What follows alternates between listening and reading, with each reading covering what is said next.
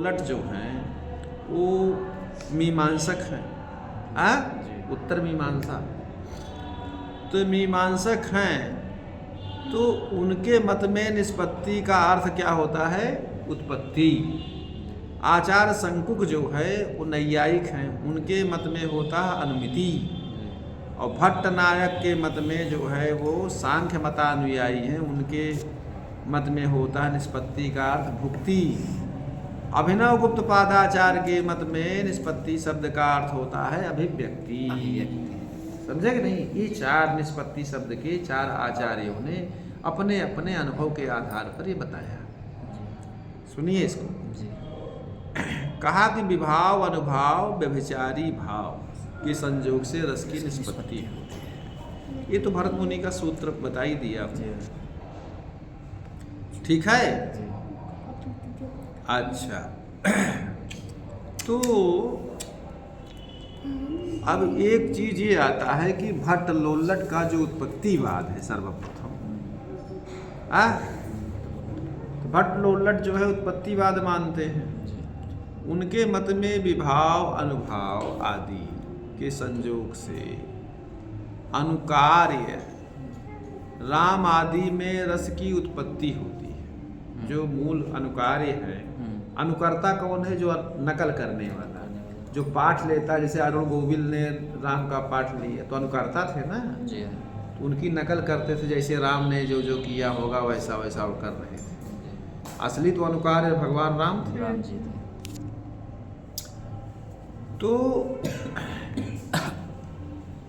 तो कहने का मतलब ये कि विभाव अनुभाव आदि के संयोग से अनुकार्य जो राम है उनमें रस की उत्पत्ति होती है।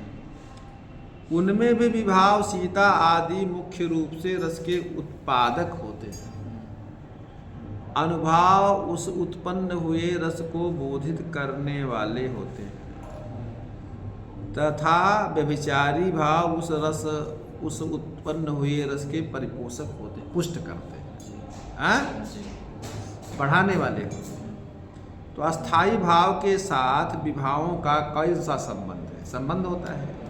कहा अस्थाई भाव के साथ विभावों का उत्पादक भाव संबंध है। अनुभावों के साथ गम्य गमक भाव संबंध है। व्यभिचारी भावों के साथ पोष्य पोषक भाव संबंध। समझ रहे हो ना?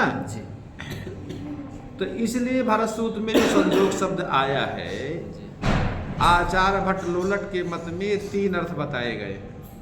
ठीक, विभावों के साथ संयोग का जो है उत्पादक भाव संबंध, अनुभावों के साथ गम्य गमक भाव संबंध, व्यभिचारी भावों के साथ पोष्य पोषक भाव संबंध संयोग शब्द का अर्थ होता है। यह बात बड़ी विधिवत बताई गई। क्लियर ना?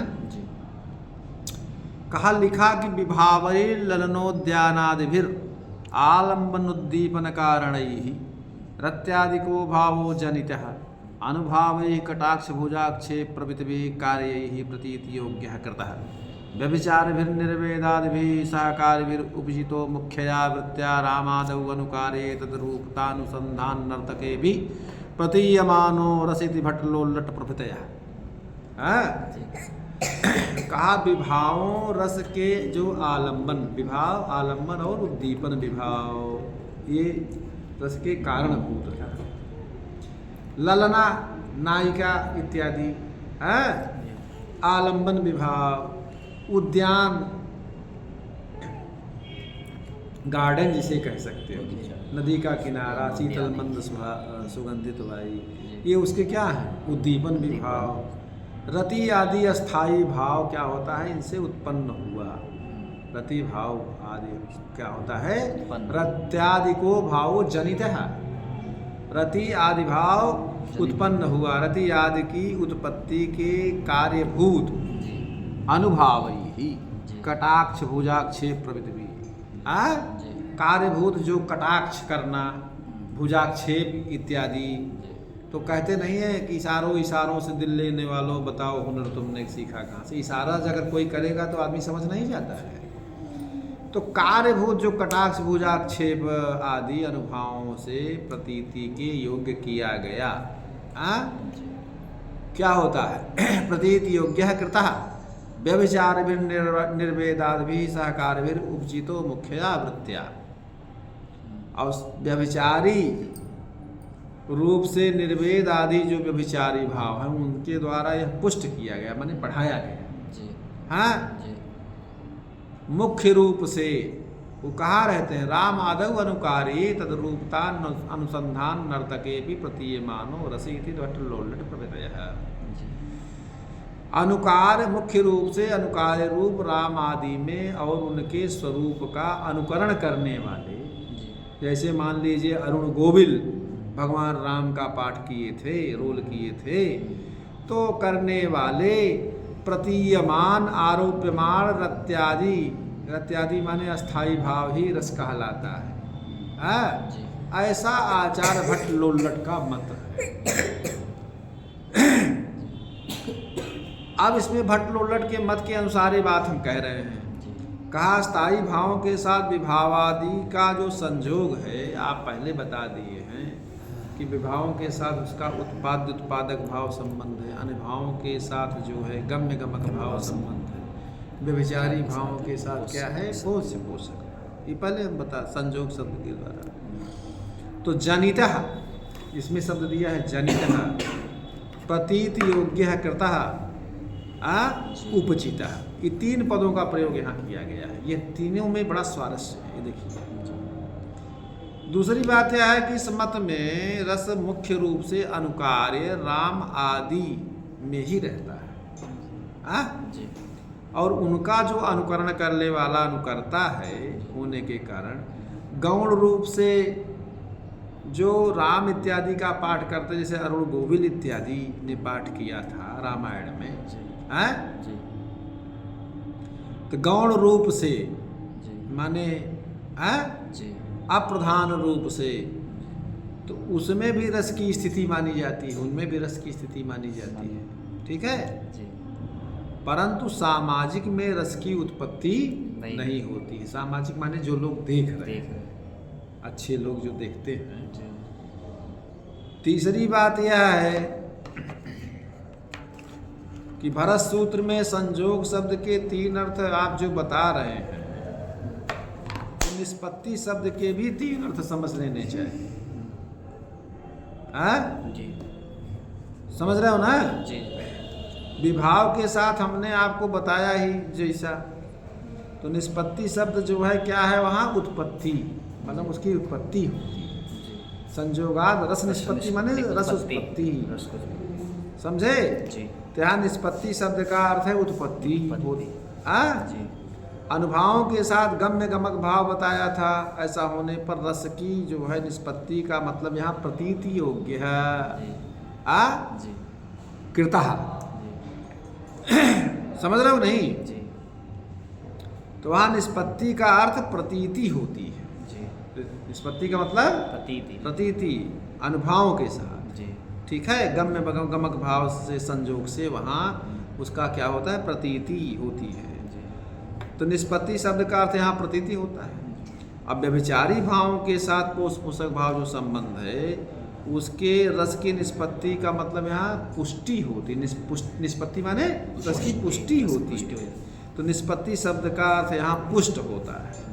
ये व्याख्या, इस व्याख्या का तात्पर्य यही है। ठीक है जी। तो यह जो है मीमांसा सिद्धांत के अनुसार यह व्याख्या की गई है। मीमांसा माने उत्तर मीमांसा, अर्थात वेदांत का भी इससे वो कर लेना चाहिए। तो वेदांत में जगत की आध्यासिक प्रतीति मानी गई है। जैसे रज्जु में सर्प, रज्जु है, अंधेरे में आप सर्प की प्रतीति होती है। आरोपित प्रतीति के समय सर्प वहाँ विद्यमान नहीं रहता है। जी। लेकिन सर्प की प्रतीति होती है कि नहीं? जी। तो उससे भयादि की कार्यों की उत्पत्ति देखी जाती है। रस्सी देख करके भी डर जाते हैं, भयादि कार्य होते हैं ना। जी। उसी प्रकार अभिनयादि के समय जब अभिनय कोई कर रहा है उस समय रामादिगत सीता विषयणी अनुरागादि रूपा रति के विद्यमान न होने पर भी जो राम का पाठ कर रहे हैं, मान लीजिए नट माने जैसे अरुण गोविल इत्यादि में विद्यमान रूप में उसकी प्रतीति और उसके द्वारा सहृदयों को चमत्कारानुभूति याद कार्यों की उत्पत्ति होती है। हाँ जी। इसी सादृश्य के कारण इस सिद्धांत को मीमांसा अर्थात उत्तर मीमांसा अर्थात वेदांत का अनुगामी होने के सिद्धांत को कहा जा सकता है। तो इस व्याख्या को करने वाले भट्टलोल्लट मीमांसा के पंडित थे। इस तरह की जो व्याख्या हुई मीमांसा के पंडित थे। कहा भट्टलोल्लट के मत की न्यूनता क्या है, कमी क्या?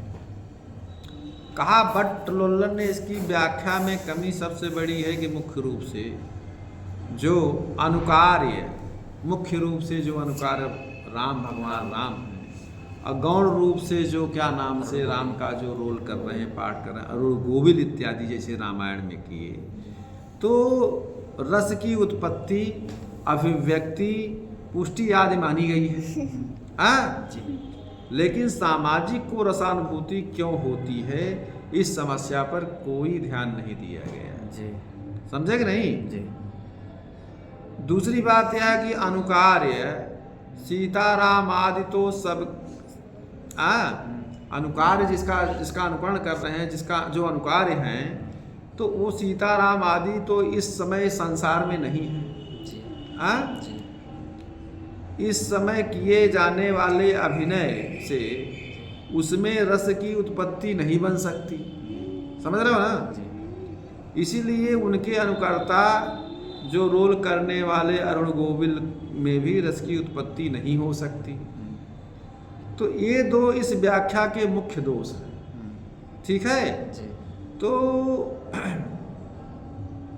इसीलिए यह जो व्याख्या है अन्य आचार्यों के लिए यह रुचिकर नहीं प्रतीत होती है, उचित नहीं है उनकी दृष्टि से।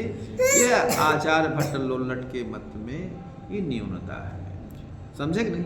ठीक। बस अब शंकुक के मत को, शंकुक मत कह दी।